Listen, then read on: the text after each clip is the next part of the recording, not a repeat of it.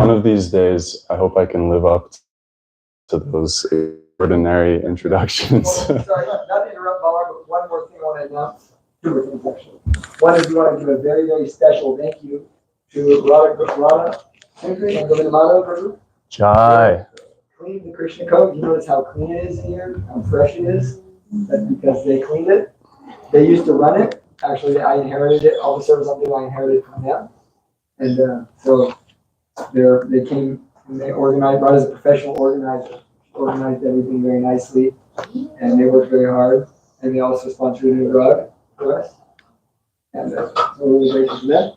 And one more shout out to our new initiates. Anybody didn't know, ex-Bhakta Nick, now Nadia Biharidas, and ex-Bhakta Ethan, now Guranga Premadas, taking a very serious step in spiritual. Haribol. I appreciate the devotees that you've been taking a serious commitment to walking a spiritual path for the rest of their life. So I'll go to them. Thank you very much. Hare Krishna. I'll go to the cleaning thing.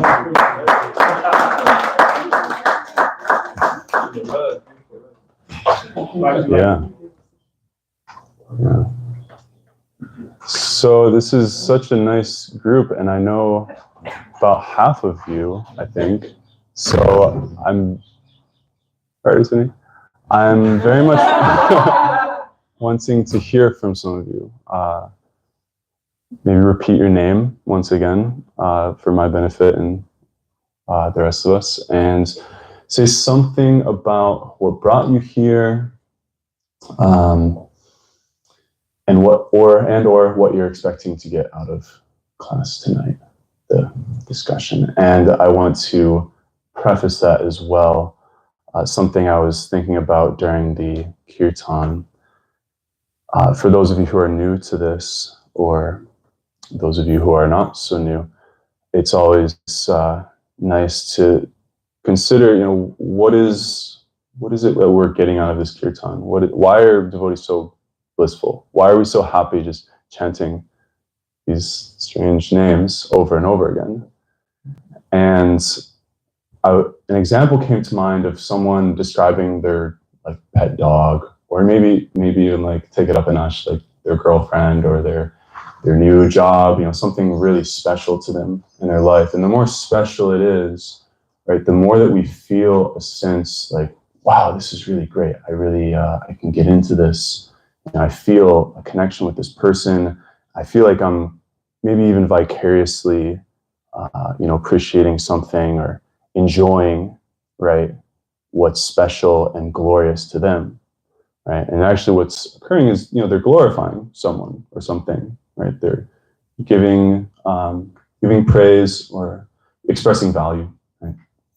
And actually, this is what we're doing in kirtan. Kirtan means just that. It means to glorify or to express value for something that's worthy of such. And so this practice of kirtan is our way of expressing that highest glorification or value for this one thing that we all have in common. Like, we can't all have a super cute cat like Melissa. We can't all have the same cat. And it's like, oh, let's glorify our cat. It's like, oh, well, no, she kind of tends to stick with just the one person there. But Krishna is that one object that we all possess, and that we all share the same amount of glorification, of appreciation, of value. That's what Krishna means. It means all attracted, that one object that is the topmost, the thing that we love talking about, we love singing about. So Krishna is residing within all of us. It also means Krishna is manifesting himself in our lives in very unique ways. We all have a very unique relationship with Krishna. We're all experiencing him very differently, very uniquely, very gloriously. And when we come together in kirtan, because we can have discussion about Krishna, we can have discussion about the things that are very special to us. We can also just straight up sing his names. And it's like, we all know, yeah, that's Krishna. And so when we feel people really pouring their hearts into that, it really gets us juiced up, right? Prema? Dancing like this. Yeah, right. We love that. It's like, yes, that's my Krishna, and I'm feeling their appreciation. I'm feeling. Am I doing something wrong? It's really low. Oh my God. Okay. Should I put it up here? Do you have like a piece of paper towels? Not quite. Almost. What about here? Is that still too far away? Yes, right there. Yeah. So why don't we go around? Welcome. You just missed our introduction, what we're about to go around and all do. So I'll repeat it for your benefit. No, I'm not going to repeat it. I'm not able to repeat it. But we all have something special in our heart, and kirtan, this practice of chanting Hare Krishna, is a process of sharing in that together, right? So we're going to go around and share what we're here, why we're here, what is glorious in our life, because the reason that we're coming here to discuss Krishna is itself the most glorious thing in our life, right? So, and we want to feel this. So when we sing together, we're feeling the deep emotion of our hearts that we have for that one object that we all have in common, Krishna, the most attractive being who resides in all of our heart and is manifesting in beautiful ways in our lives. So if you're inspired, share something that, what has led you here, or what you're kind of getting out of this. Let's start with Govinda Madhava. And yeah, no pressure, just say something super beautiful, Govinda. You can do that. All right, so yeah, my name is Govinda Madhava Das. Why don't we pass the mic around? Sorry, it's kind of hard to. Wait, this is just a way for me to not have to use class. Yeah. So your question is to share something about what inspires me to be here. Yeah.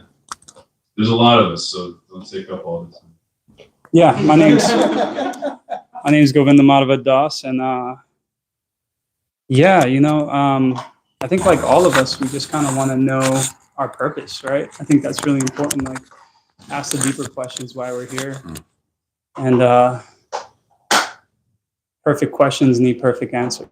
So, I think we get them here. So, Okay. Yeah.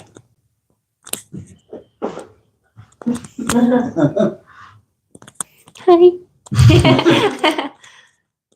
Why am I here? Wow, that's a loaded question. Radha Sundari. I'm the famous Radha Sundari, I guess.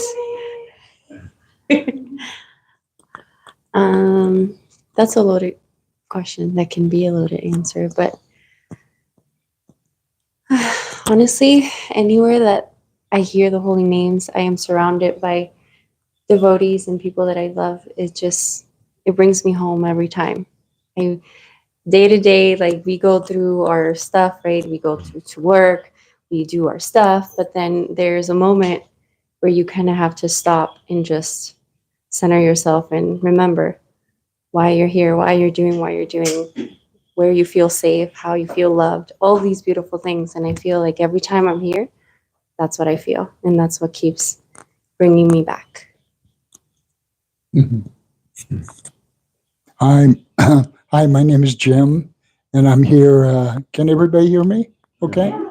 I'm here primarily because of Murari and her steadfast and beautiful devotion to Krishna.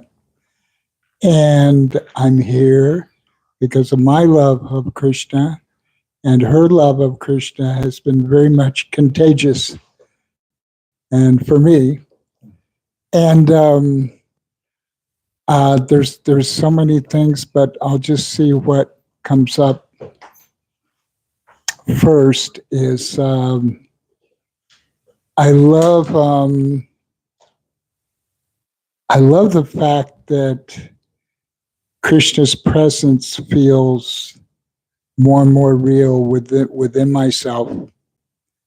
And part of that is the love that I've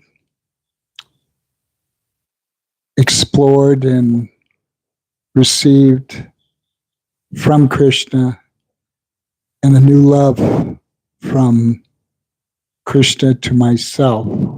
Greg says people think about self-love, but this is different and just amazing. And the other thing I just want to say, one other thing is that Krishna to me is an incredible mystery. And I love mysteries, especially mysteries that keep on giving and giving and giving in very, very wondrous and mysterious ways. And so every day for me is like an expansion of that. Every day is just a treasure and a blessing to be part of this group, and then to have the living presence of Krishna inside that I'm able to share with others. Thank you so much. Hello, my name is Steven. I'm actually just here because a close friend invited me. That's pretty much it. I'm not really sure of your guys' practices. I've been here like once or twice, and it's always a good time. I enjoy the debate and enjoy the conversation. Yeah. That works. Love of friendship is one of the most beautiful things. So,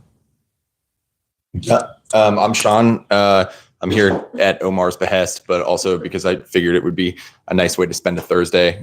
Figured there'd be nice people here and, nice place to chill out. So, Sweet. Did both of you come with us no more? Yeah, Oh, yeah, you like missed 8 it. of us did.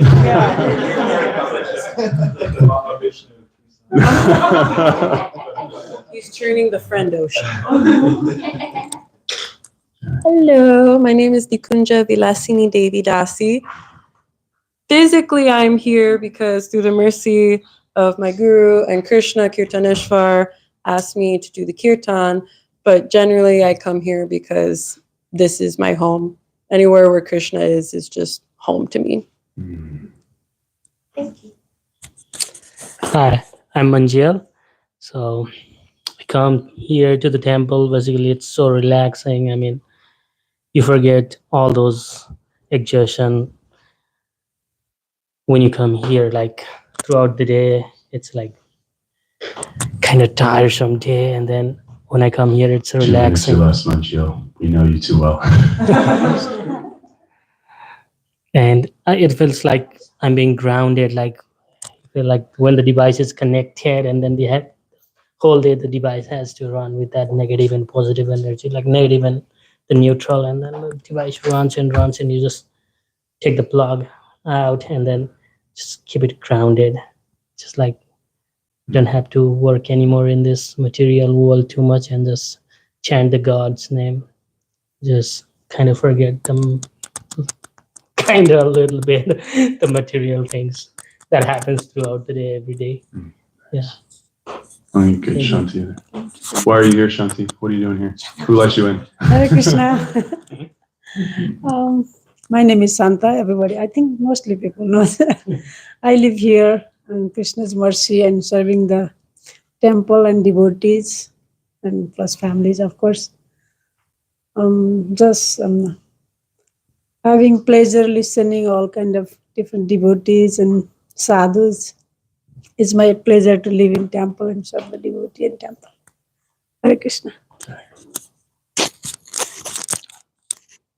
My name is Muvavi Mohini, and I'm here because I love being with people who love Krishna. Mm-hmm. And so this is my great joy to be able to be back here with all of you and talk about Krishna and be with Krishna. And I am actually also here because I was initiated here in 2017. And I wanted very much to be at the initiation that took place on last Monday, but there was no room at the temple. So this is the closest we could be to that initiation. And I want to congratulate you for the step that you took. For me, it has been an absolutely amazing journey, and I have no doubt it should be the same for you. So it's very joyful to be meeting you afterwards. And so I think that's about all. I just love Krishna. My name's Elliot. I originally came here looking for just a good vegetarian restaurant. And the food here is like the best vegetarian restaurant I've been to. I was really closed-minded to this whole, I still don't know how to call it, but Cult. Yeah, cult. Yeah, and eventually the curiosity just got the best of me. I've been like a spiritual seeker for a long time. I just started showing up at classes, and I was like, oh, this is really cool. So that's what got me here. Yeah, thanks for coming.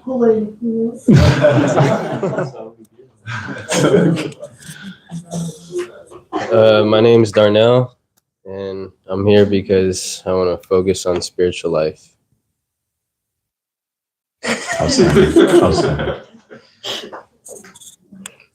My name is Lavunga, and I'm here because, to be honest, after what you said to me this morning, I'd be a really crappy friend if I didn't show up. And as Krishna tells Arjuna, people would forever speak of my infamy. And for one who has been honored, dishonor is worse than death. Exactly. And then today, also, though, really, you always have very nice realizations. Things that make me think, stuff that I take home with me, stuff that I remember, stuff that help me make advancement. So I just came to hear you because I haven't heard you in a long time. How about Krishna? Hello, everyone. My name is Chris Van Sprouts, and for me, this is escape from Maya.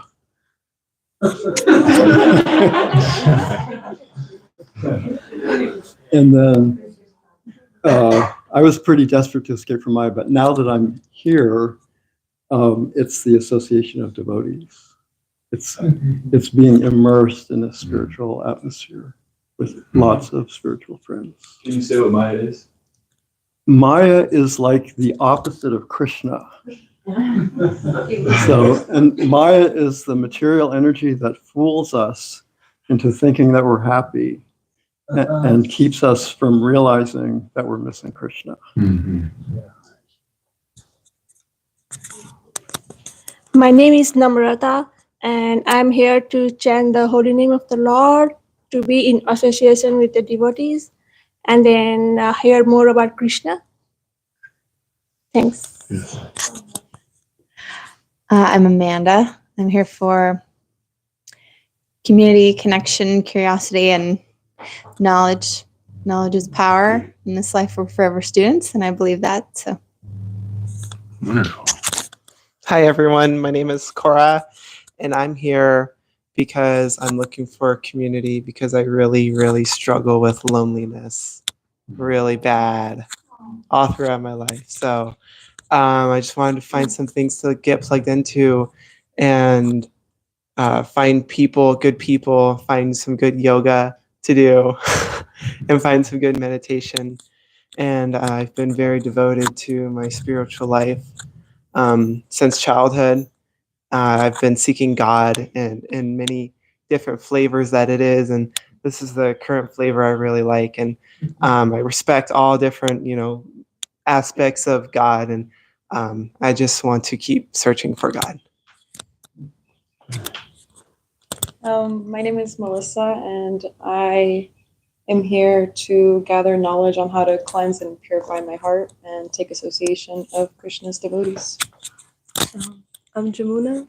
Ultimately, I guess I'm here because of Krishna and his devotees' mercy. Next person. My name is Parker, and I'm also invited by Omar, but I feel like God leads me in many places, many doors and opportunities. This is one of them. I was a bit skeptical at first, like my first visit. I tend to be quite impulsive, so it's hard for me to sit down for a while. But the things I hear and listen to make the patience worthwhile. I feel like I tend to filter myself quite often, and I care a lot about what people think, and because of that, it's like made me prevent from being myself. But I don't feel any sort of judgment like that here, or with the people associated with this sort of thing. So yeah, that's why I'm here, because of friends and so on. I'm gonna hand it right Omar, here. the OG. What are you doing here? What's the story? I'm here because it makes me feel good to be here. And then also, I feel like I get the most satiating answers here. Hi, my name's Lauren. I as well was invited by Omar, but I had already considered taking a visit here. I didn't really know what this whole place entailed, but I'd been told about it in the past. And near the beginning of last year, I have what I like to call my first grand awakening, where I kind of realized that I had trapped myself in this box, and I started trying to break out of it. And I had never actually believed in a higher power or anything like that until last year, when everything broke out of the box and I started meditating and had all sorts of experiences. But I read a passage, and I believe "Be Here Now" by Ram Dass, and it was from the Bhagavad Gita. So then, of course, I read the Bhagavad Gita, and I was like, whoa. And then after that, I continued to read other scriptures, and I guess I've just been seeking the answers as well. But I've only been here a couple of times, and that is thanks to Omar, I guess, giving me the little push, because who knows if I ever would have made it if he didn't invite me. So it was also, though, just really beautiful to walk into a room full of friends. I didn't realize that all the friends were going to be here, and so it's just beautiful that in itself, this has just brought this, there's a beautiful community here already, but just to see so many familiar faces that spread me with such joy as soon as I walked through the door. So that was really nice. Hello, I'm Josh. I'm here because Omar invited me like a year ago. If you don't know what to say, just say pass or something. You don't have to. Well, I'm also really interested in meditation and philosophy, and this seemed like an interesting intersection of those two subjects that's worth learning about. And then also in coming here, I found that it also does make me feel good. So that's worth continuing to come and learning more about. Yeah. Perfect. Hello, I'm Pradumna.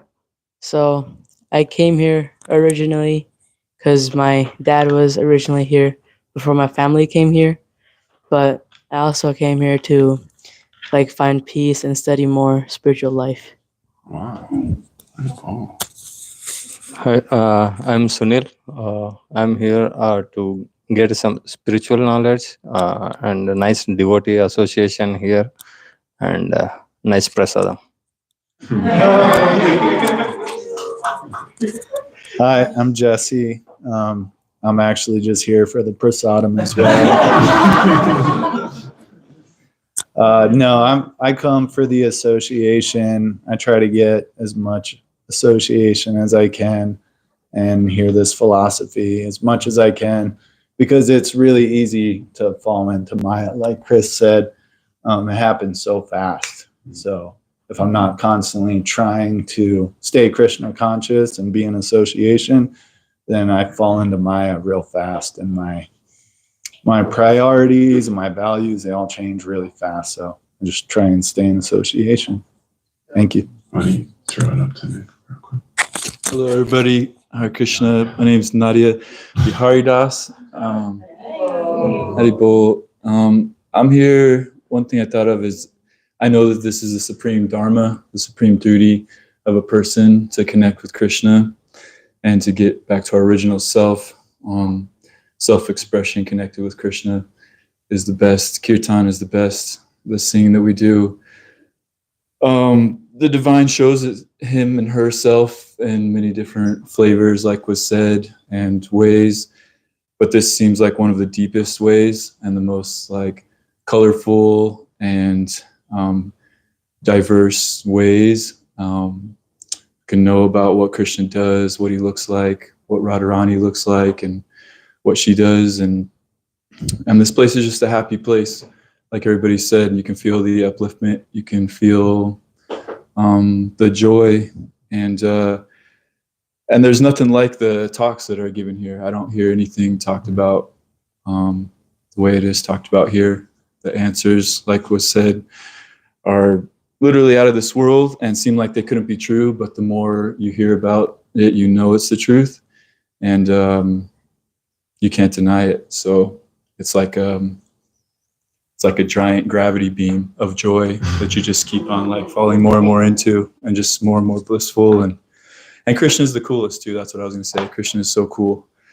I've been kind of calling him like the sci-fi god recently because I really like sci-fi, and I just picture him with these sunglasses on, and he's just the coolest, man. He's like always there for you. He's always chill, even no matter what we're going through. He's never like hating on us. He's just always loving us. Whatever we're going through is just like a process that's been set up for our betterment. And Krishna is just always loving us. And the more you learn about him, the more you know that that's the truth. Hare Krishna. Hi, I'm Erica. I came here to listen to a good message. Been before, really enjoyed the messages every time. And Omar invited me. Yeah. I'm Curtis, and I'm here because my good friend Guranga Premadas.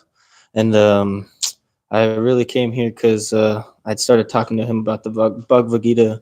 And ever since then, Krishna just keeps showing himself to me, and I just want to learn more and more.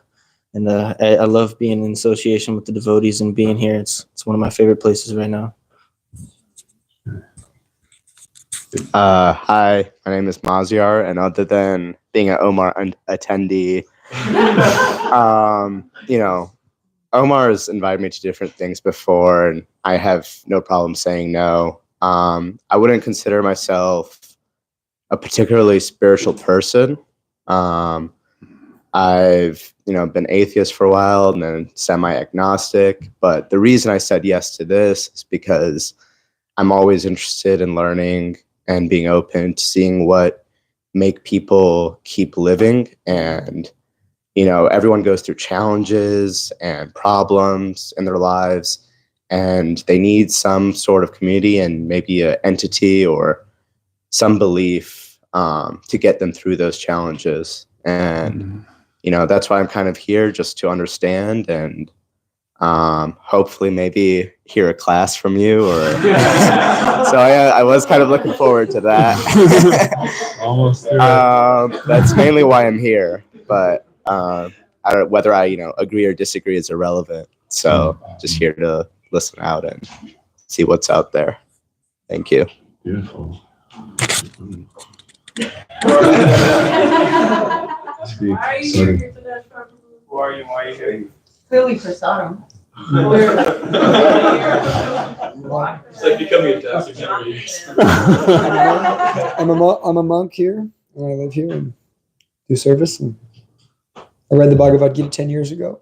Felt it was the most enlightening of the spiritual texts and the most non-sectarian. So I became very serious about it because we all need a spiritual experience to be happy.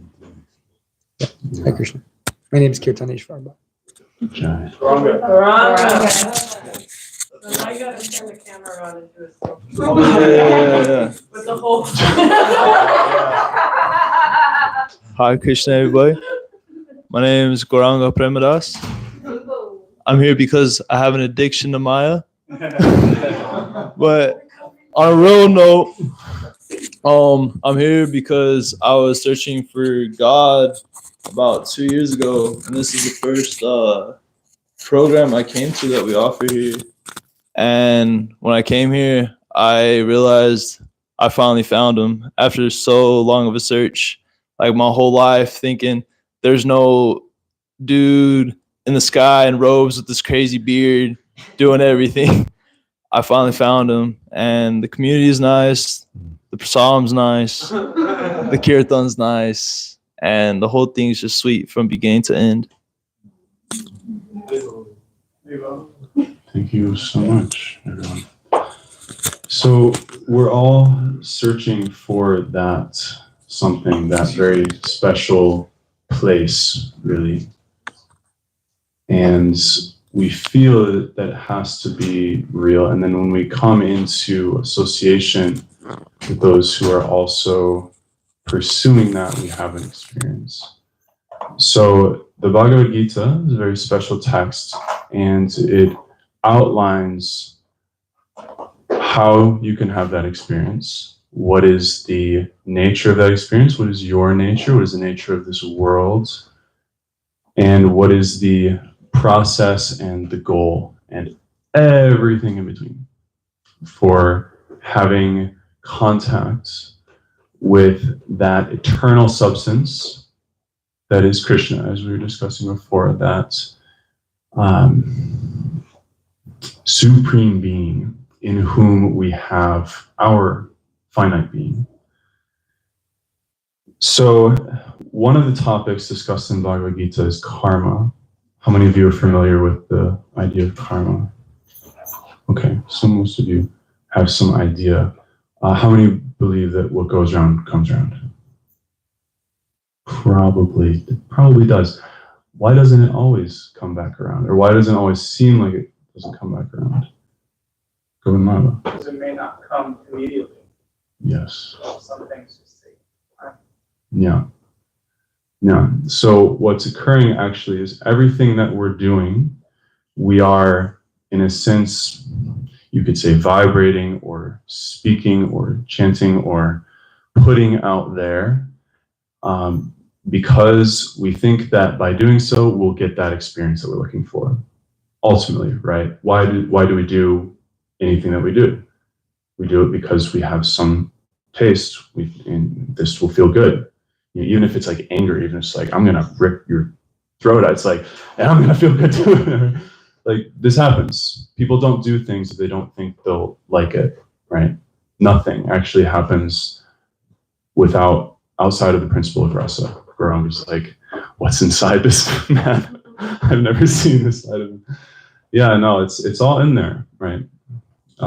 They say there are 12 tastes, 12 types of this word rasa. It means juice. The tastes that we have, the flavors of life, right? You know, like rage or like friendship, parental affection, conjugal love, chivalry, humor, right? All the things, all of these different flavors of life, we're all looking for rasa, right? We're all looking to have that experience. And so everything that we're doing, maybe we're not even thinking about it, but we're doing it because, hey, this will probably feel good, you know? And so we do that, and the Supreme Being is witness to that because he is everything, right? Everything is interconnected. It is one organism, you could say, and we are parts and parcels of that. Just like all the rays of the sun are parts of the sun, or the waves of the ocean. It's one ocean. There's no, it's all one big moving thing. So any one wave is going to affect everything else. So if you put a wave out there, you're going to get that back. And the nature of that Supreme Being is described in this book. That if you do things without consideration of who you're doing it to or how it's going to affect them, you're going to get a bad result from that. If you do things, it's like you understand that you're not trying to hurt people, but I'm trying to get a little off the side, right? You're going to get a result for that, but that's also going to entangle you. So you can't steal.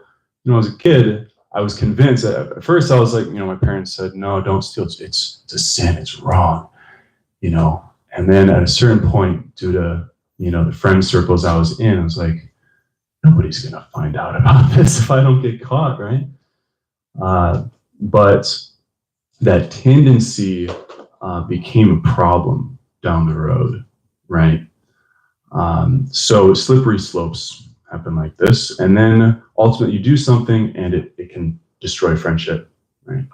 But then if you do something without any expectation of anything good back, You're saying, I want to do this, support my friend. I don't need anything from this. I'm just trying to be a good person. You get a very good result from that. So these are all different ways we can interact with the material world, right? And we get different results from that. But there is another way to interact with reality, which is called the activity of the soul. When we actually wake up, Amanda, right, was talking about waking up and realizing, wow, I'm not just this material body, right? The conditionings of my past may have carried me through so many experiences, and I just, went along with that. But now I'm realizing, wow, I can write a whole new story. In fact, I'm wondering if there's an even bigger story than what I know, right? And there is. And so the wisdom literatures describe this as yoga. And they say that if you really want happiness, if you really want to experience what you are craving in your heart, you have to go within your heart itself. You're not going to find it out in the world, right? Because what happens is out in the world, there are these three modes, again, we described, mode of just utter darkness, mode of passion, mode of goodness, right? And everyone's operating under these three modes. And the problem is that we're seeking to find solutions to the things that are getting in the way of my idea of happiness, right? And we're not addressing the root issue that I'm not concerned with how I am interacting with the world. What is my contribution to the whole, to the collective? I should be able to have my cake and eat it too, goddammit. And what's the big deal with that? But everyone else is trying to do that too. And then we come into competition, right? Competition, envy. He got the thing that I wanted. He shouldn't have it. He doesn't deserve it. I know he's nonsense. He's just a pretender. Go Runga. No, instead of, how simple would it be to just glorify the other? Say, wow, that person has something special. They must know Krishna. And that's beautiful. And that doesn't take away from my ability to have Krishna, right? This is spiritual life. Material life says the more of this rasa that you have, the more, opulences, the more special things that you have, the less that's going to be there for me, right? And so what's occurred is this advancement of technology, this advancement of this quote-unquote civilization to produce, solutions to these superficial needs, right? We have to have this, and I have to have it today, right? Or at best, Amazon next day delivery. I'll take that, right? But what is the implication? So a few months ago, it was probably like a year ago, when I was here, Chaitanya Charan Prabhu was giving a series of talks, and he gave a nice IT example of computer. You have software, hardware, and the user, right? So we have me, the user, and then this device has some kind of hardware, in it. And depending on how good that is, the software is gonna, have a certain type of experience. And so the analogy was that the world, the society that we're in is doing all that it can to make the software better and better and better, making our sensory experience better and better. But the hardware, our mind, right, is getting degraded. So people are more happy or less happy as far as their mental health is concerned in the United States right now. And we're just more numb. More numb. That's a good way of putting it. Yeah. So more distracted. Certainly less happy. Certainly. Oh, going out of it. You heard it here. No. Yeah. Right. Less happy. Mental health is at an all-time low in the United States. So many people. Everyone. Yeah. All the time. Mental health, no, the health itself is, mental health issues are at an all-time high. Yeah, suicide rates, all-time high. But we've got the best technology in the world. We're America, right? No, like we're not solving the actual problems of life. You know, America is not the greatest nation in the world anymore, right? So because of this, you know, another analogy is, speaking of these, you know, we have the screen, right? Screen life, right? And say you're watching a movie. How many of you, be honest, you're watching the movie and you identify with the actor on the screen and they have an emotion and you feel it, right? Every time, right? This is the magic of the screen, the magic box. It transfers an experience to you and you readily identify with it. And then, you know, your friend comes in the room and you're bawling your eyes out and they're like, what's wrong with you? And you like snap out of it. And you're like, oh, nothing's wrong. It's just, you know, this movie is so beautiful. So we're identifying, and actually Krishna himself uses this example. He doesn't talk about LCD plasma TVs or anything like that, but he uses, he says a stage, right? So like actors on a stage, you've got the stage itself, the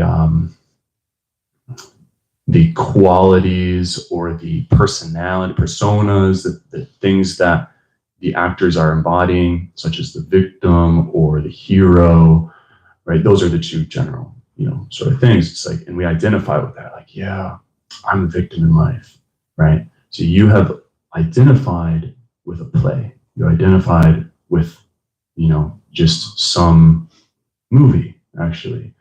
And then the drama that's occurring. You know, we look at the screen of our life and we say, oh, this drama is happening. It's happening to me. Like, no, it's not. It's just a screen. You have nothing to do with this, actually. You've just allowed yourself to slip into life, right? Which is an illusion because the screen has nothing. You are the witness, you know, of the software and hardware. You're the user of the device. You are not the device, just as much as you are not, you know, the actors on a screen. You're not this body either. You know, if you were, that would be a pretty cheap deal. You know, it lasts for a couple of years, it gets sick, it gets old, and it dies. You are eternal, so you're seeking eternal happiness, and you're not going to find it here, right? And so that's why all of the wisdom literature say you have to go within.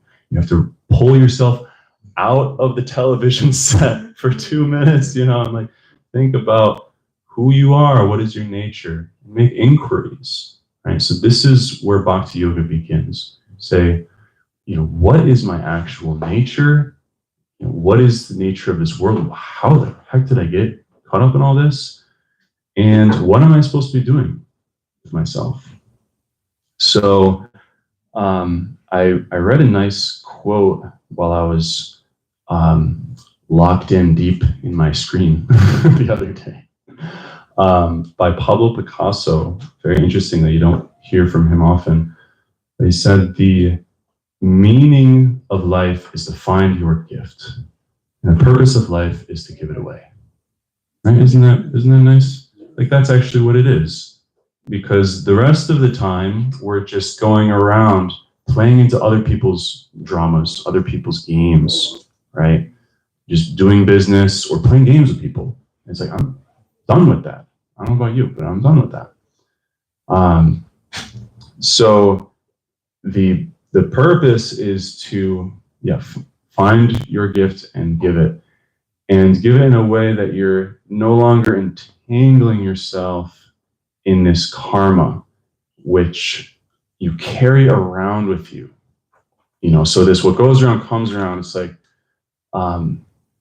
two things are happening. One, you are putting up barriers to your heart, right? Like this thing happened to me and I don't agree with the gods' decision to impose that upon me, right? Maybe I don't believe in gods, but I don't believe in that was my fault. I did nothing wrong. That person wronged me, right? And so what do? We build a little brick wall, right around here, or maybe some other, material, but brick is good enough to keep people out. So we build that, and maybe we build a little compartment over here. It's like, I want that, but I can't tell anybody about that one, so I'm going to keep that tucked away, right? And another part of our heart, it's tucked away. And we're not able to give our whole self. That is the purpose of life.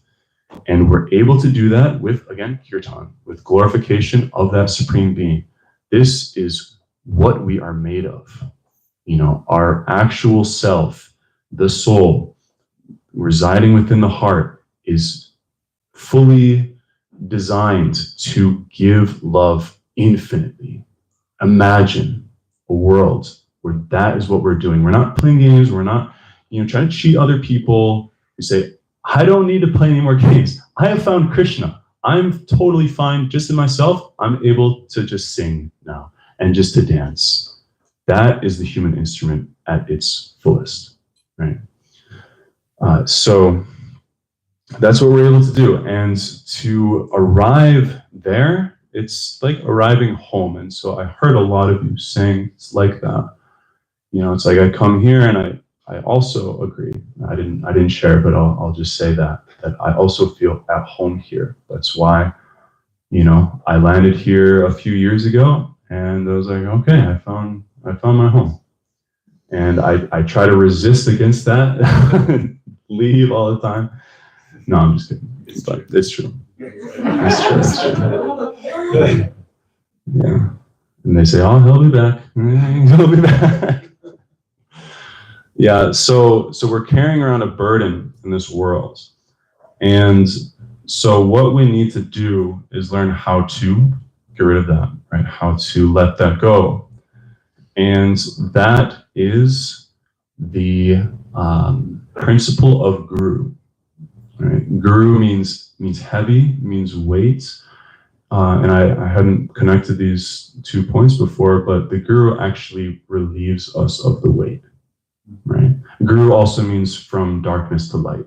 So whatever principle in your life is manifesting to do that is guru. It means any teacher in your life, right? Anything that is teaching you, like actually teaching you. I'm not talking about what you learned in your elementary school, like, 2 + 2 is 4. It's like, okay, you're learning, but your mind, that's your mind is learning. You learning. How are you learning?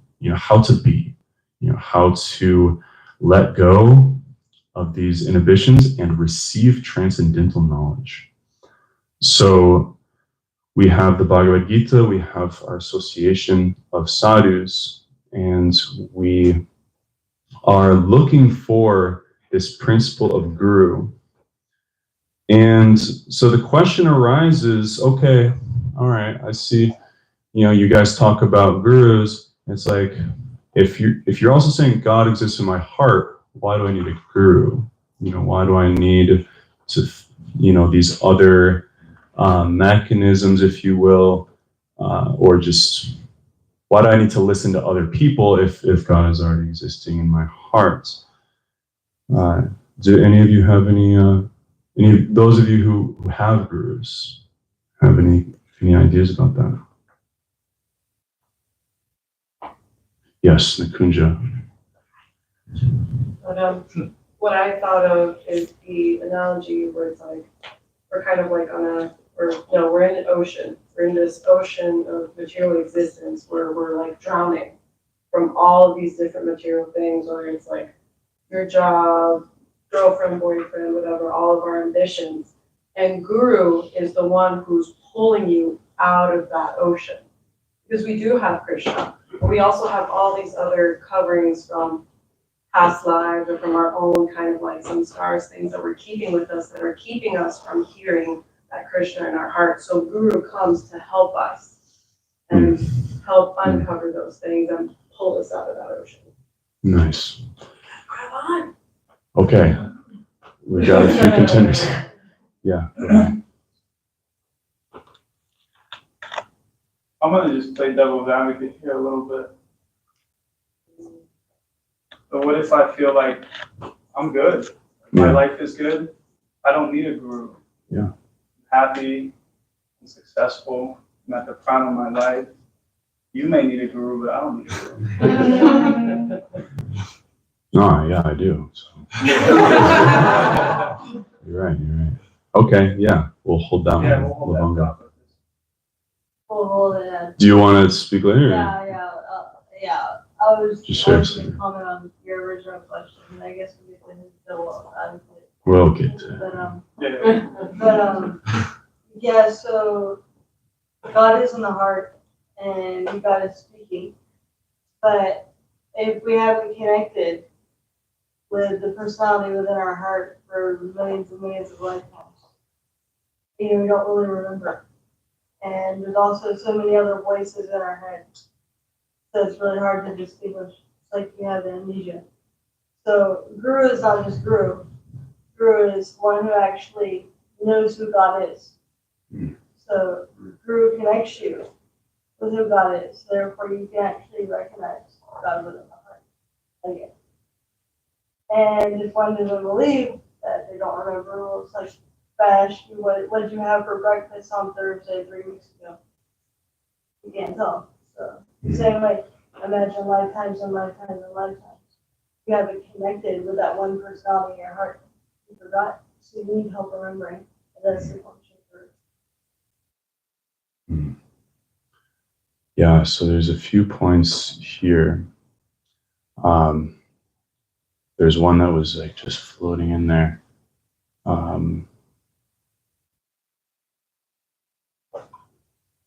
We have a connection, but we also are very covered over by our minds. And so the Bhagavad Gita in the 6th chapter says that the minds can be the best of friends, it can also be the worst of enemies. And that for him who has conquered the mind is the best of friends. But for one who has failed to do so, his mind will remain the greatest enemy. It then goes on, Krishna then goes on to say that for one who has conquered the mind, the super soul is already reached, the Lord within the heart, for he has attained tranquility. To such a man, happiness and distress, heat and cold, honor and dishonor are all the same. And in the purport, Prabhupada is saying that one has to abide by superior dictation. Right? The mind must admit some superior dictation, follow it. So it's like whether or not we admit that we need a guru, we're all following some course that we have not laid out for ourselves. And so we're not able to see how we are being moved by the currents of this world. And as Nikunja said, the guru is the one who pulls you out of that because, as Krishna says earlier in the Bhagavad Gita, the self-realized soul can give you knowledge, can impart knowledge unto you because he has seen the truth. So the super soul is there, and there is this process to attain tranquility, to conquer the mind. And so you can do that. And Govinda Madhava I'm going to give him the benefit of the doubt that he can do that. Right? And that he can attain the super soul and that he's just fine. But it just might so happen that he might be tinged with arrogance and a little bit of pride. I can call you out, but I just, right? So there's a really nice story that describes this principle really nicely that I will tell. But I will also say one or 2 points here that for those who are sincere, if you're sincerely seeking, in this case, it's like, I already know, and I was just reading this from Vaisheshika Prabhu's new book. There's nothing that inhibits learning. You said you're constant student, right? There's 4 words that inhibit that. I already know that, right? I already know. I got to figure it out. I'm good. I don't need teaching. So those who have intelligence say, no, I don't have it figured out. but I want to learn. I want to find that source of knowledge.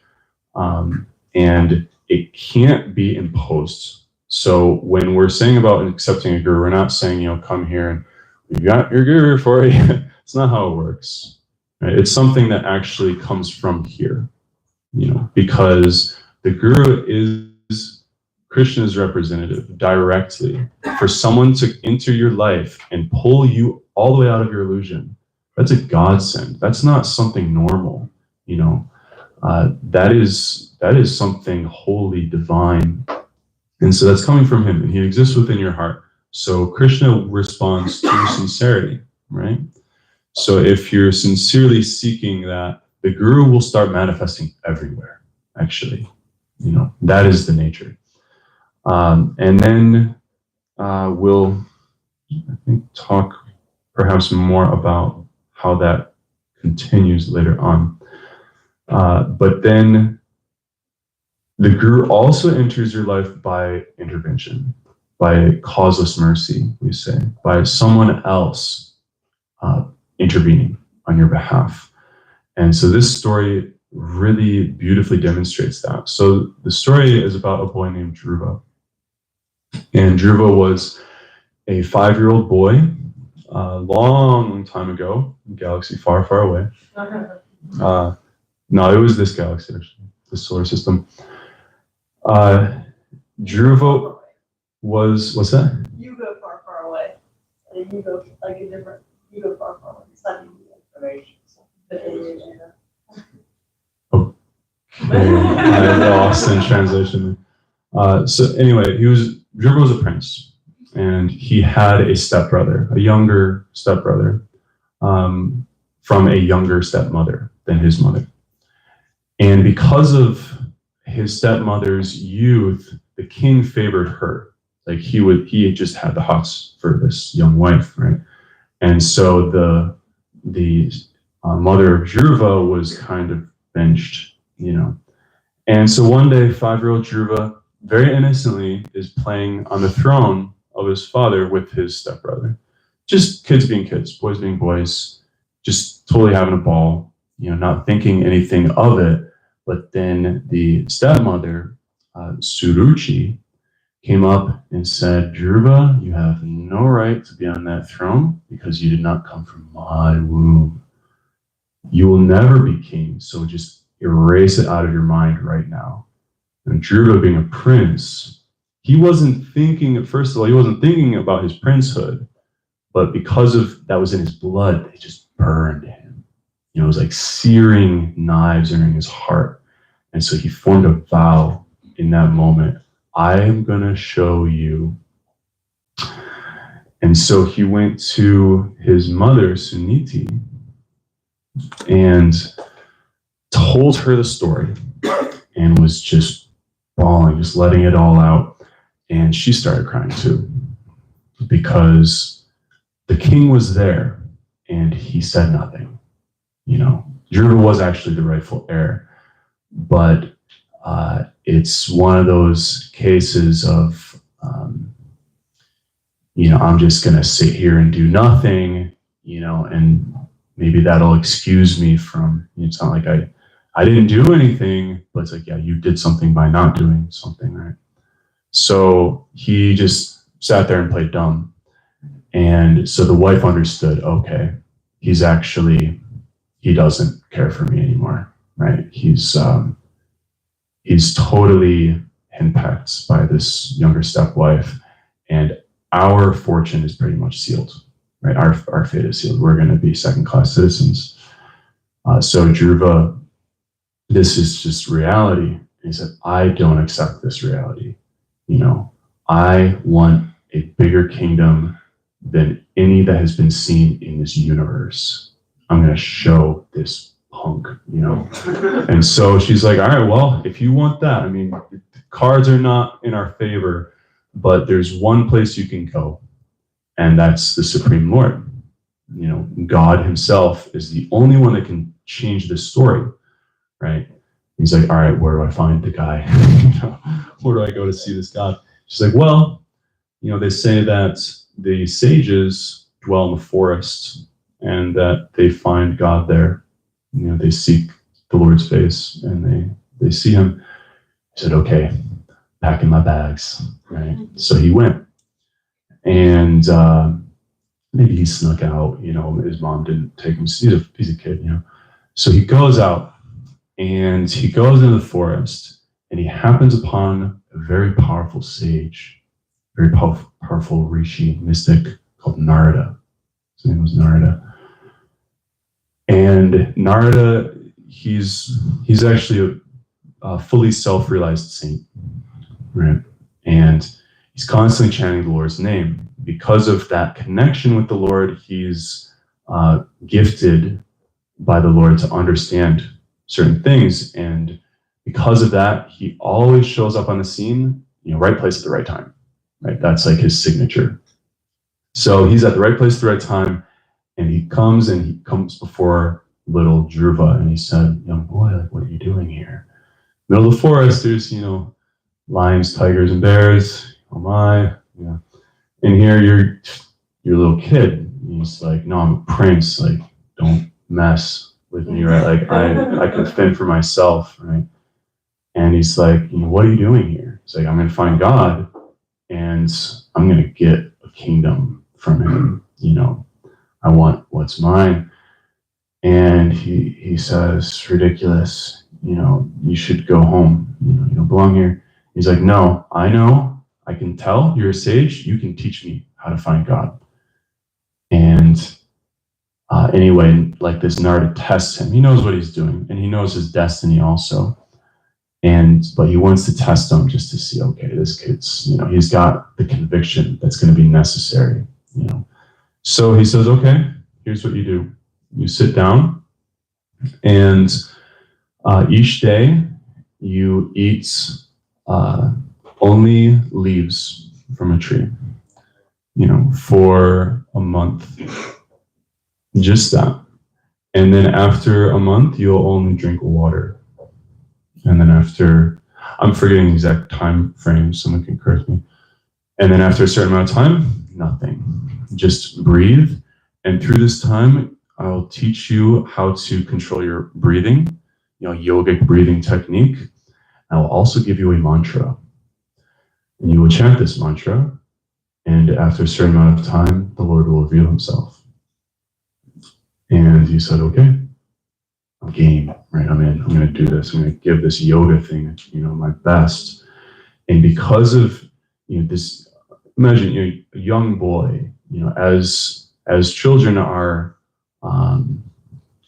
imagination, our will is really unrestricted. If you put an idea in a kid's head, like, that's as good as absolute reality, right? It's not like adults are like, you know, we're always second guessing the ideas in our heads, right? You know, kids, no. This is reality. So he's like, he has the ability to do this, and he does it every day. He eats less and less, controls his breathing, and he chants this mantra. And after 6 months, by this point, he's only consuming air, right? And just like really deep within. And he's chanting this mantra, and the mantra is Om Namo Bhagavate Vasudevaya. Vasudevaya. Vasudeva is the name of Krishna. Vasudeva is the name of the Supreme Lord. Bhagavate means the Lord. Om Namo means I offer my respects. I offer myself, my entire consciousness to you. And so Vasudeva, the Lord himself, appears within the heart of Dhruva. He's controlling his breath so that he's not following his mind anymore. He's able to settle his awareness in his heart. And within his heart, this very beautiful form appears. It totally enchants him, right? And then all of a sudden, the form disappears. It's like Curtis is eating his plate, he's really enjoying it, and then all of a sudden, boom, it's gone. It's like, what? Right? So he opens his eyes, and there he is. There is the Lord of the universe standing in front of him. And he says, my dear Dhruva, I'm very pleased. You've been chanting my name with great attention, and you've been putting your whole heart into it. You ask for me whatever you want. Right? So now's the moment of truth. He can ask whatever he wants. And what does Dhruva say? My dear Lord, he says a bunch of things. Actually, he's stunned for a minute, and then the Lord puts his hand on his head and sort of consoles him, gives him divine inspiration to speak, and he offers these wonderful prayers. And he says, my dear Lord, I thought I was asking for something very valuable in a kingdom. Great, great kingdom. But actually now I realize that I was asking for nothing more valuable than the husks of rice. You know, I thought I was holding diamonds. And now I realize they're just shards of glass because I see that you are the real diamond. Right? You are actually that being that is the source of my heart's satisfaction. I only want you. Right? I only want you. You know, which totally melts Vasudev's heart. And he says, very well, you will have me, but first I want you to have your kingdom. You came here wanting a kingdom, so you're going to get it. So several things, there's a lot of lessons from this story.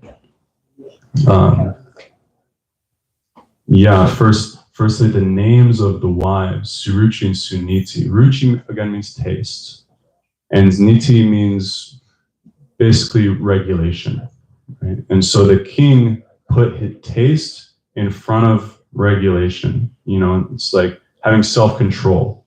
He said, no, I don't need self-control. I'm going to follow what, you know, is shiny and glamorous and, you know, tastes good. But the real thing is to put regulation before taste, you know. So, you know, don't order 5 plates of tonight's prasadam. We don't have that much, but regulate yourselves, and then you can enjoy. Then you can enjoy it, right? It's like you're regulated, you know. So the king didn't get that. And then the Suruchi, the younger stepwife, she was proud of her position. She didn't realize that her opulence was not due to her own qualification. She's just a plain woman, in a sense. It's not like she was the one conquering a kingdom or anything. It was because of her connection with the king that she had an opulence. So she had her position backwards. So we should understand as well that whatever we have in life comes from our connection, right? It comes from our connections. It really comes from mercy. You know, the love that we have has come from our parents. You know, a lot of the skills that we have, the knowledge that we have has come from our parents, our teachers, you know, our friends. It's not like we enter this world and we're like, yeah, I got it all. You know, I'm good. I don't need teachers. You know, I have everything. And so we should be humble in that way. And then the deep lessons here are that Dhruva attained success because the guru intervened in his life, right? Firstly, his mother taught him the path. You know, if you want God, go to the forest. So she is the one that, like Omar, is showing people, you know, if they want happiness, come to Krishna Cove. The place to be. It's where you're going to find God, right? So you come to the right place. And then a guru is, it can be a person, generally. The scripture also, if we approach it with the right mood, and anyone who knows the science of God becomes guru by virtue of teaching the science. And that science is imparted with submissive inquiry. Now, what's interesting is Dhruva did not have submissive inquiry. He didn't say, oh, Narada, great saint, you tell me what I should do, right? He said, no, I'm going to tell you what to tell me, you know, what I want to do, right? So you can do that too. And by virtue of Narada's blessings, because Narada gave him a mantra that is simply the name of God, he gave him a holy name, imbued with his blessings to chant it. Otherwise, how can you chant the holy name? So Dhruva received blessings of a guru, and in that way, instead of receiving his fate, you know, just to receive, you know, a kingdom or not, he received something much, much more valuable that he had no intention of receiving. But once he received it, he said, ah, yes, this is actually what my heart has been desiring. So the bhakti principle, what the Bhagavad Gita is really wanting to teach us is that, yes, there are many methods to satisfy the heart. There are many things that we can ask for. Again, we can interact with the world in these various different ways, mode of goodness, passion, or ignorance. And we get karmic reactions back from it. But there's also a way to interact with it where there is no karmic reaction, because we're fulfilling our purpose. And if you're fulfilling your purpose, it's like you've achieved perfection. You don't get any reactions for that.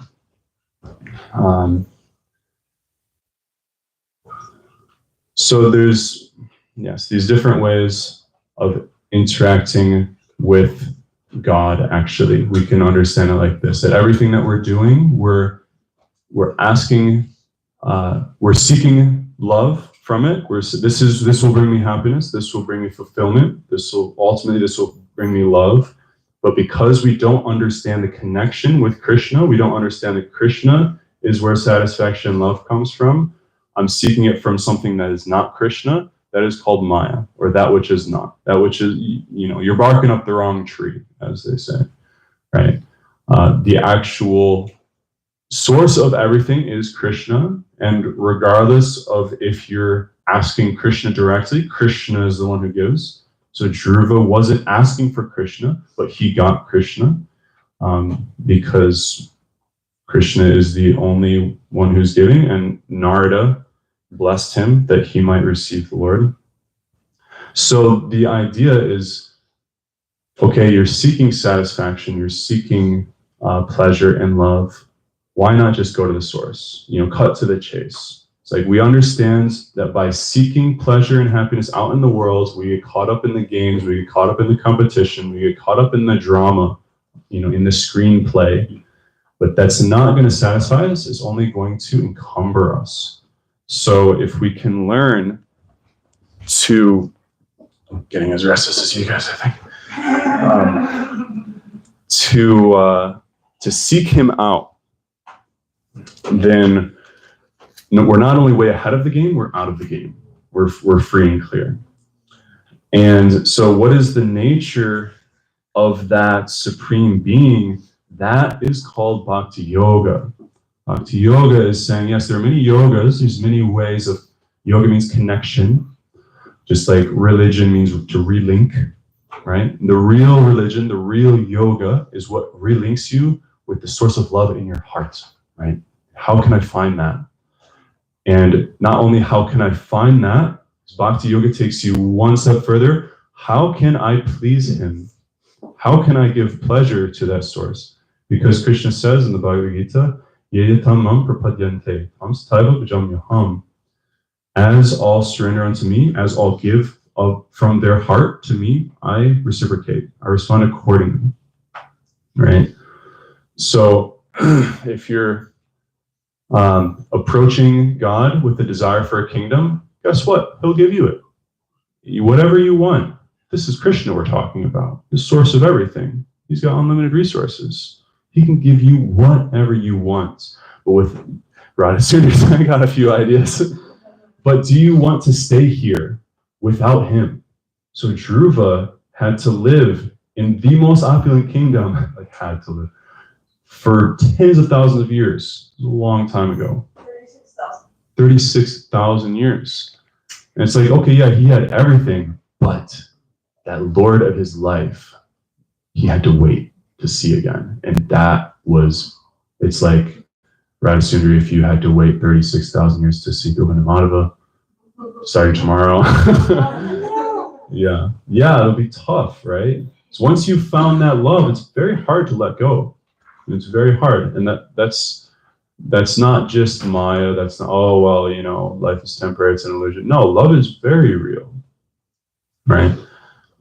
So the Bhakti principle is loving devotional service, to find out what is pleasing to Krishna and what occurs there is we uproot the weeds of selfish interests. So Dhruva could have circumnavigated this whole affair of being king, having a big kingdom, and having to deal with the world, having to work really hard, right? Like Gauranga Prema is not here, but he has found a loophole to the system. He's beat the system. Yeah, not that you have to put on saffron. You just have to find Krishna, and you have to find your service to him. Right? And how does my life align with what he wants? And so selfish interest means I'm trying to write my own story. Approaching the guru, approaching the scripture, approaching the sadhus, approaching Krishna in the heart means I don't want to try to write my own story anymore. Because now I have some amount of faith anyway. It just takes some amount of faith that, okay, there is a better story. That life is not just a random chaos of atoms colliding and exploding and producing these beings that have brains that somehow produce effective consciousness. Yeah, that's not very compelling, actually. What's very compelling is that the purpose of life is to give your heart to the fullest and experience that. And to experience others experiencing that, ultimately, to experience God experiencing that. That is bhakti. That when I have any kind of experience, that is being received. Isn't that the most beautiful experience? When you give something and someone receives it, and you feel that they feel it, and you feel that they feel that you feel that they feel it, right? That's the best. That is Krishna. And Krishna is in the heart of everyone. He also, that experience between two souls also is equally real. The point is we're becoming Krishna conscious, becoming conscious of that supreme being who is wanting to relish our life with us, right? And that is very attainable. And the process of that is learning who this Krishna is by hearing and inquiring about him, and ultimately just giving your heart to him. So when we sing kirtan, learning how to do that. So such as singing his names, that's one of the most pleasing things. Like any mother will tell you, any mothers, we have one, two, any mother will tell you when their child says their name, what to speak of sings their name. Jamuna, have you sung your mother's name to her? There's nothing like that. Nothing in the world. So Krishna agrees. He says, that's the closest thing you will get to what I feel. And actually a higher taste, he says, is you who are singing and feeling me, receiving your devotion, your emotions. That's the highest thing in the world. I want to taste that. And so he comes as Chaitanya Mahaprabhu, who is Krishna in the mood of a devotee of Krishna. And he personally relishes the highest platform of giving divine sentiments to the Lord of the heart. And he relishes like no other, and he gives freely all benedictions that you can also have this topmost prema, this topmost love. Just follow me and chant these names. So that sounds like a good note to stop on. So I'd like to open up any discussion, and we'll hopefully have another note to pass around. Yes. Govindamada, I don't know if I even got around to answering your. I'm going to piggyback on that a little bit. Go for it. So, I'm in the prime of my life, right? Just picture that, right? Society's convinced me that I should blaze a trail, right? They've pretty much spent my entire lifetime up until this point convincing me of that. So I'm pretty convinced. I have a pretty good life. I just graduated from college, valedictorian, got a good relationship. Success is imminent pretty much in my life, right? Yeah, I got the picture. And I'm really believing this. Like, I'm really believing this. So then I hear you and you say that I'm drowning in an ocean of misery, right? Yeah. How can you convince me that that's the case when society is telling me everything, the total opposite of what you're saying. And I've kind of like bought into it, hook, line, and sinker. Yeah. And what seemingly feels like reality, right? Like, so, yeah. Does that make sense? Yeah. He's balling, he's rolling, Yeah. he's dripping. Yeah, like I'm good, and like I'm good, yeah. and I'm feeling like, I can't convince you. Yeah, like why should I integrate or even surrender, right? No, I am not able to convince you of that. But Rise, you pretty much nailed it. Just give it time. You know, you're riding high now. How long is that high gonna last? You're enjoying now. How much are you able to enjoy? And how can you guarantee that that won't end? In fact, you can't, because death is inescapable. So you're going to lose. And it's up to you. I can't convince you. It is up to you, just as it is up to all of you, to make an inquiry in your heart, to actually make a decision. What am I looking for in life? Because as soon as you make that inquiry, everything begins to conspire. The guru manifests in your life.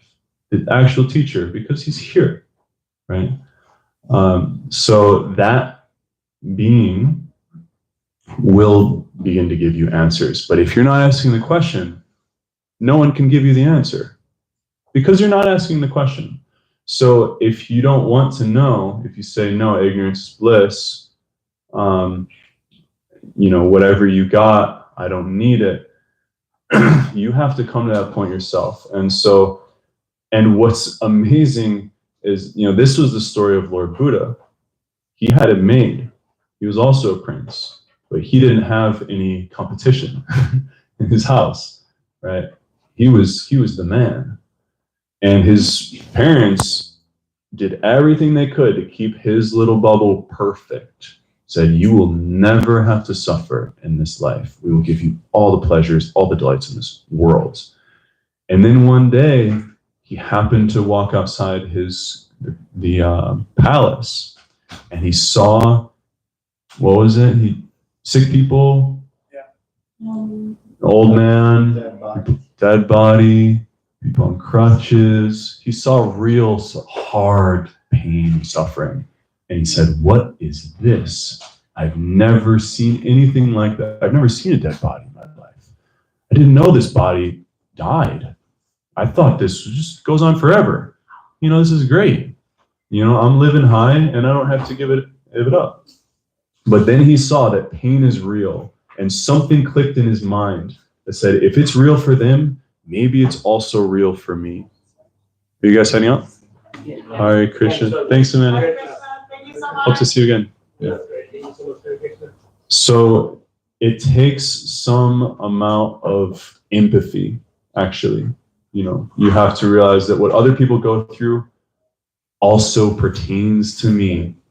I'm not an island. You know, it's interesting. Philosophers over the centuries have made a statement like this that started with no man is an island. And then after some time, due to, you know, the philosophy of the world shifting, someone came out and said, no, every man is an island. You know, no one is connected with anyone. We're just, you know, how to say, you got to make it for yourself, right? But that's not true, actually, that we are all connected. So something within you has to stir. That, and this is heavy stuff. It's like, if we think about the pain that's going on in the Middle East, the pain that's going on in Europe and Asia, and so many other places, but here in America, privilege, right? Land of privilege, you know, that could happen to us too. You know, world is in a pretty precarious situation. America is not immune to invasion. America is not immune to war. What are you going to do, you know? So, but we don't have to think about that right now. We don't have to think about what would happen if my home exploded, you know, and I lose all of my family, you know, like that's some real pain. But other people are feeling that. Why don't I feel for them?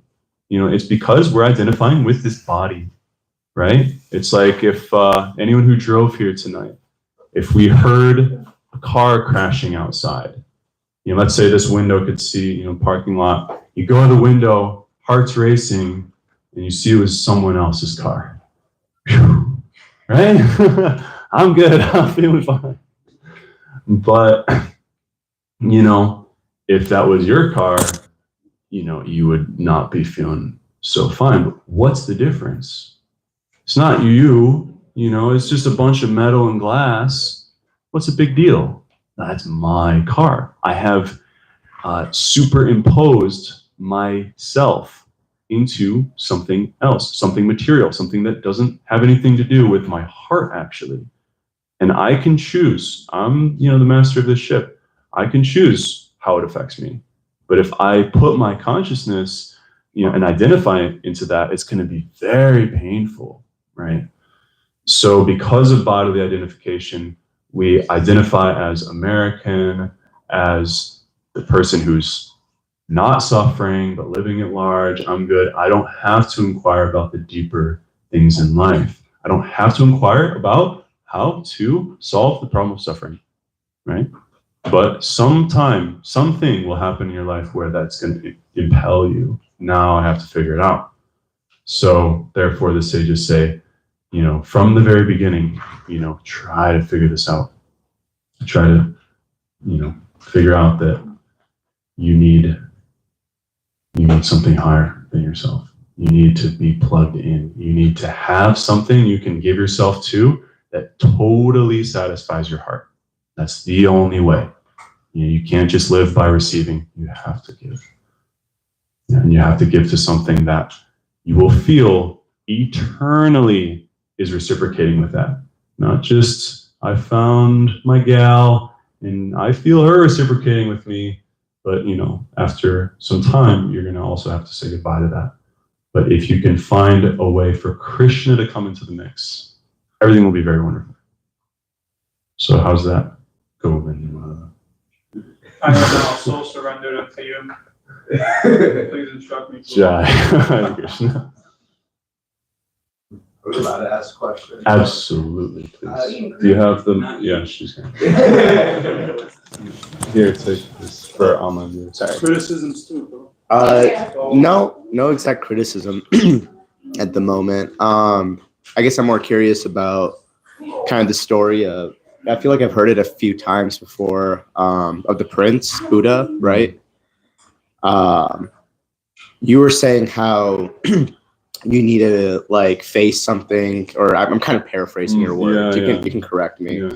You need to face something to have a realization, to try to find yourself, right? Or try to find Krishna. You need to first face some form of adversity. Yeah. In the case of the prince, what in that story, I don't know if that's a good example at all, he just went out and saw, but he didn't really, what challenge did he face necessarily? Yeah. I don't know the full story either. This is a good question. And okay, so I'll just answer this. Sorry. So there's different types of intelligence is what the scriptures say. There's those who learn by hearing something is wrong, those who learn by seeing, those who learn by having to go through it. And then there's those who don't learn at all. Right? They touch the fire, they get burned, and they do it again. But someone who's a little more intelligent, touch the fire, they don't touch it again. Someone who's a little more intelligent will see someone else touch the fire, they won't do it again. And the most intelligent will hear, don't touch the fire, and they won't ever do it. So in the case of Buddha, he was that second class intelligence of, he saw other people suffering and that impelled. He was able to have the experience by seeing. So if we develop our consciousness, we can have these experiences by hearing. And so this is the Srimad Bhagavatam, this set up at the top here. This is a compendium of all spiritual experiences. And you can relish that you can actually go through what these very exalted souls went through, like very intense experiences, the whole gamut. And you can go through that, cover to cover, and be completely self-realized. It's a fact. If we're less intelligent, maybe a couple times, or maybe we'll have to see others go through these things and like, okay, wow, yeah, that happened. Or maybe we'll have to go through ourselves. It's not necessary that we go through like deep pain ourselves. It's like, like Lord Jesus Christ, for instance, he went through the ultimate pain. He's like, y'all don't have to go through this. I'm going through it for you to show you what love is made of, and I want to give you that, just follow me, right? So in the same way, the sages in the pages here are saying, this is what life is about, so yeah. Can I ask one follow-up question? So like, just kind of like what you're saying,